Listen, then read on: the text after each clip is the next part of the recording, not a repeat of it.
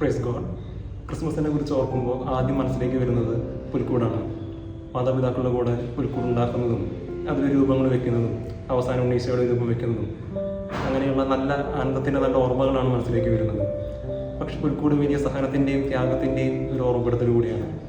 വിശുദ്ധ ലൂക്കായുടെ സുവിശേഷം 2-ാം അധ്യായം 7-ാം വാക്യം, അവനെ പിള്ളക്കച്ച കൊണ്ട് പൊതിഞ്ഞ് പുൽത്തൊട്ടിയിൽ കിടത്തി, കാരണം സത്രത്തിൽ അവർക്ക് സ്ഥലം ലഭിച്ചില്ല.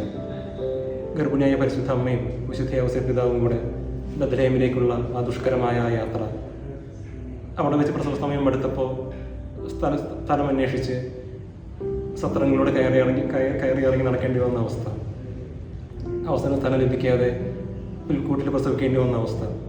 ഇങ്ങനെ വലിയ സഹനത്തിൻ്റെയും വലിയ ത്യാഗത്തിൻ്റെയും ഓർമ്മപ്പെടുത്തൽ കൂടിയാണ് ക്രിസ്മസ്. രക്ഷകനെ സ്വീകരിക്കാനായിട്ട്, രക്ഷകനെ ലോകത്തിന് നൽകാനായിട്ട് പരിശുദ്ധ അമ്മയ്ക്കും വിശുദ്ധ ഔസേപ്പ് പിതാവിനും ഒരുപാട് സഹനങ്ങളിലൂടെ കടന്നു പോകേണ്ടി വന്നു. നമുക്ക് നമ്മുടെ ജീവിതത്തിൽ ദൈവം അനുവദിക്കുന്ന സഹനങ്ങൾ സ്വീകരിക്കാനായിട്ട് ശ്രമിക്കാം. നമ്മുടെ ജീവിതത്തിൽ കൊച്ചു കൊച്ചു ത്യാഗങ്ങൾ എടുക്കാനായിട്ട് ശ്രമിക്കാം. ഈ ഒരു ക്രിസ്മസിന് ഞാൻ എടുക്കുന്നൊരു തീരുമാനം, സോഷ്യൽ മീഡിയയിൽ അനാവശ്യമായിട്ട് സമയം കളയുകയോ ഫോൺ വെറുതെ സ്ക്രോൾ ചെയ്ത് സമയം കളയുകയോ ചെയ്യില്ല. പകരം ആ സമയം വിശുദ്ധ ഗ്രന്ഥം വായിക്കാനും ധ്യാനിക്കാനും വ്യക്തിപരമായ പ്രാർത്ഥനയ്ക്കും സമയം കണ്ടെത്തും. അങ്ങനെ ഈശോ എൻ്റെ ജീവിതത്തിൽ സ്വീകരിക്കാനും മറ്റുള്ളവർക്ക് നൽകാനുമായിട്ട് ഞാൻ ശ്രമിക്കും. Happy Christmas.